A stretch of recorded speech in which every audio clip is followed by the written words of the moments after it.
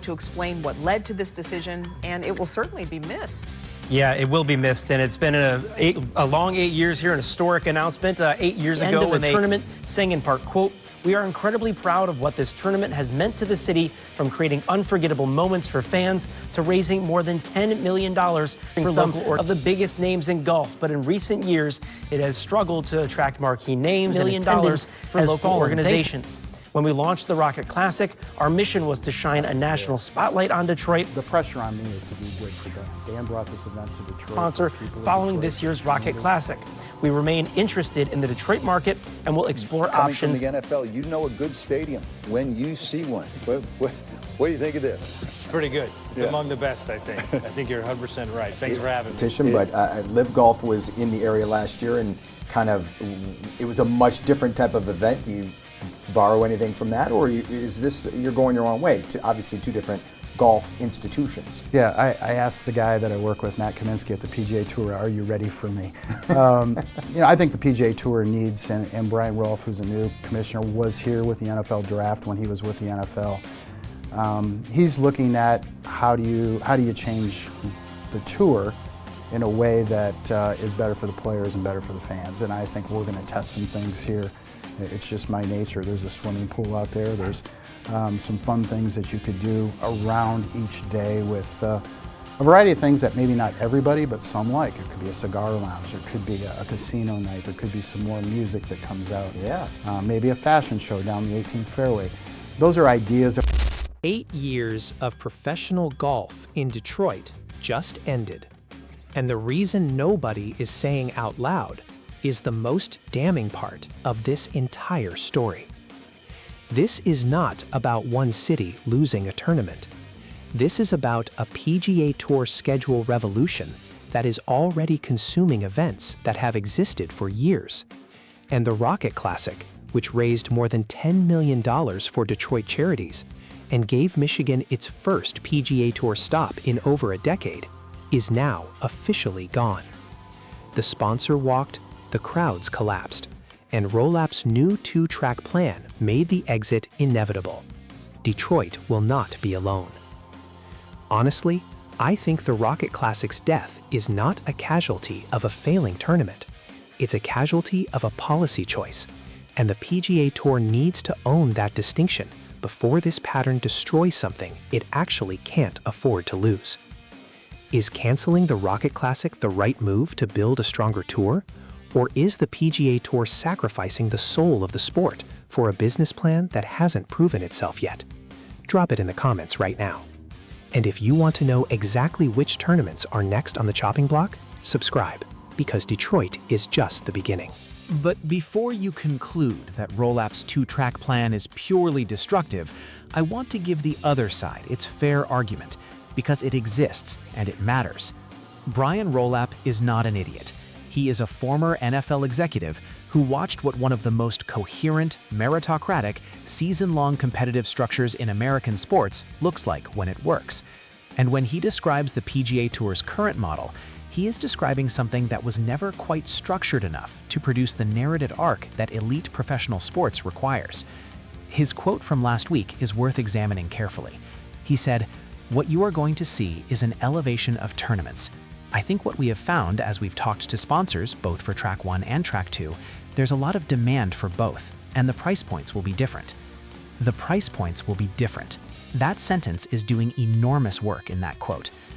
Rolap is saying that Track 2 events are not being abandoned, they are being correctly priced.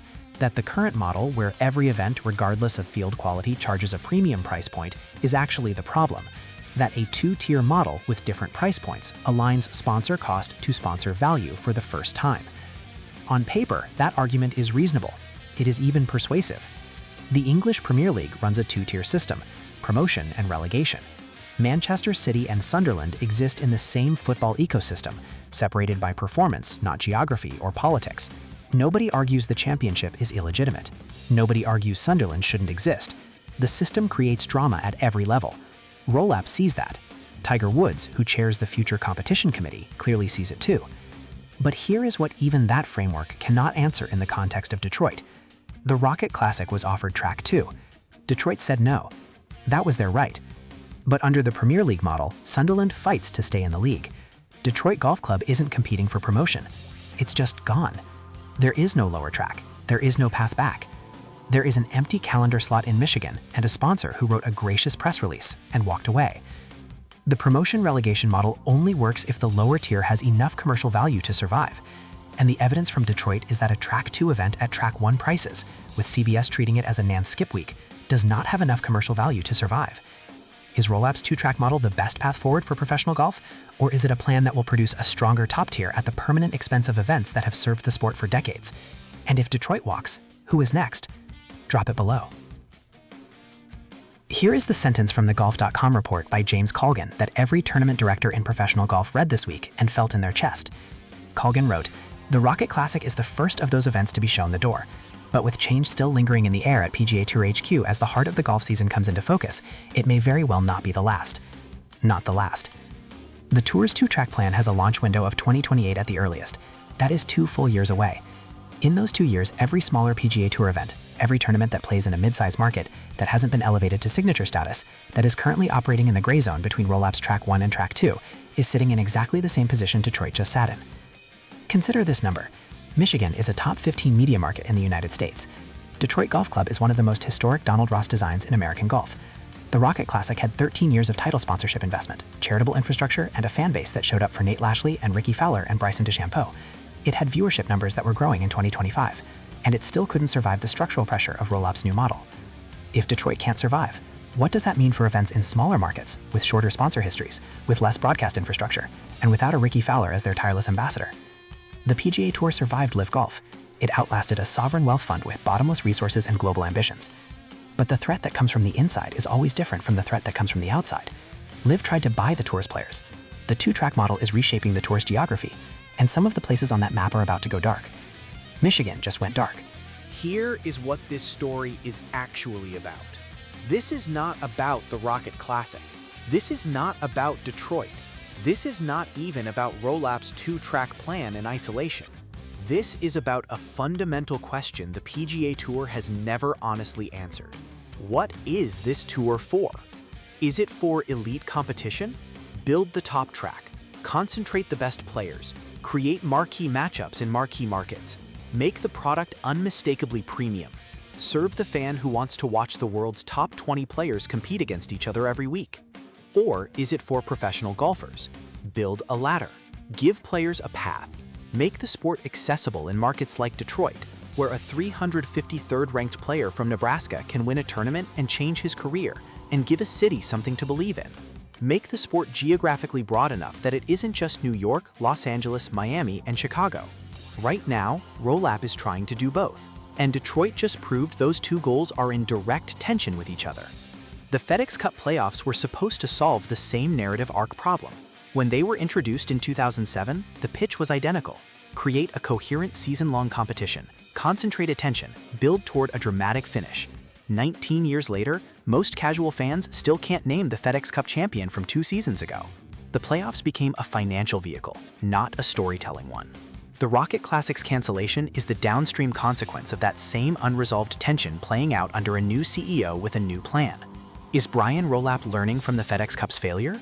Or is he repeating it at larger scale, building a structure that optimizes commercial revenue, while the narrative problem it was supposed to solve remains exactly as broken as before? The sponsors who write Track 2 checks at Track 1 prices will eventually run the same math Detroit ran. The broadcast teams that treat Track 2 events as Nance skip weeks will keep doing it. The players ranked 100 through 250 in the world, the players who built careers at the Rocket Classic, who won their first PGA Tour events at Detroit Golf Club, will inherit a Track 2 calendar that has fewer sponsors, smaller markets, and CBS B teams in the booth. One tournament dies. The PGA Tour calls it a structural realignment. But every tournament director in the country read that statement from Mark Hollis this Tuesday morning and heard something different. They heard a warning. Is the PGA Tour's two-track model building a better sport, or building a more profitable sport at the expense of what made it great? And does Brian Roll-Up understand the difference? Drop your answer right now. Here is what happens next, and there is one specific date that matters more than any other in this story. Roll-Up is expected to speak publicly in the coming weeks with a formal update on the two-track model's timeline and structure. According to Golf.com's reporting, that address will provide more clarity on which events land in Track 1, which go to Track 2, and what the price structure looks like for each. Sponsors at every level are waiting for that announcement before making their own decisions. The Rocket Classic won't be the last event to make a decision before that clarity arrives. Events that have operated for years on the assumption that the current calendar structure would remain roughly stable are now recalculating. Some will find spots in Track 2 at the new price point and make it work. Others will run the same math Detroit ran and walk quietly. The last Rocket Classic will be played in late July 2026. Nate Lashley might be in the field. Ricky Fowler will probably be there because Detroit is his city and he has always shown up for it. Cam Davis, who won his only 2 PGA Tour titles at Detroit Golf Club, might come back for a goodbye. And then it will be over. The last putt will drop on the last hole, the last trophy will be lifted, and the PGA Tour will leave Detroit Golf Club for the last time since Tiger Woods won in Michigan in 2009. The verdict is clean and simple. The Rocket Classic didn't fail the sport. The sport scheduling model failed the Rocket Classic. If you want the full list of events now at risk under Rollap's 2-track restructure, and which sponsors are already having the conversation Detroit just finished, subscribe, because this schedule revolution is just getting started, and this story is not over. Let's talk about the specific details of this cancellation that the mainstream golf media is either not reporting or actively underplaying. Because there are 3 separate facts here that, when you put them together, paint a picture that is far more uncomfortable for the PGA Tour than the official narrative. Fact 1. The Rocket Classic lost money for the first time in its history in 2025. Crowds fell off hard in 2024 and fell even harder in 2025. According to reporting from the Detroit News, that financial loss prompted Rocket Mortgage to cut ties with Chicago-based Intersport, the marketing and sports entertainment company that had run the event since its inception 7 years earlier. That is not a minor personnel change. That is a title sponsor restructuring the operational team of its own tournament because the tournament stopped making money. Fact 2. According to the Detroit News, the cost to be a Track 2 title sponsor under Rollap's new model is believed to be around $15 million per year, which is approximately what Rocket Mortgage was already paying. So the tour essentially told Detroit, pay the same money you're paying now, but accept second-tier status, second-tier fields, and second-tier broadcast treatment. No chance at Scottie Scheffler, no chance at Rory McIlroy. The players who make those checks from Rocket Mortgage worthwhile for brand exposure are being reallocated to Track 1 events. Pay $15 million, watch them play somewhere else.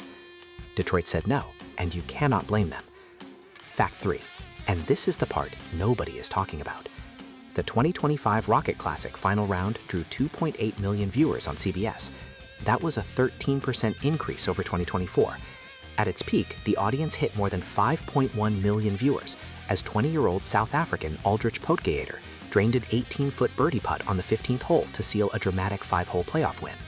According to Sportskeeda reporting, it was the most-watched Rocket Classic final round since Bryson DeChambeau won in front of empty pandemic galleries in 2020. Now here's the part nobody is talking about. The Rocket Classic's ratings were growing, not declining, growing. A 13% jump, a peak audience of 5.1 million. And CBS Sports, the tournament's primary broadcaster, had already relegated the event to second-tier broadcast treatment before those numbers came in. According to the Detroit News, the Rocket has long been a Jim Nantz skip week. The most recognizable voice in golf broadcasting didn't show up. CBS treated it as a B event even when the audience was responding. You are a title sponsor. You write a check of approximately $15 million to put your name on a PGA Tour event. Your 2025 final round pulls 5.1 million viewers at peak, numbers that most regular PGA Tour events would be grateful for. And your primary broadcaster treats your event as a week where the A-team stays home.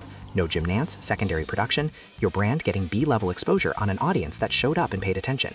Tell me how you justify that check to your board. The answer is you don't. You decline your 2027 option and you walk.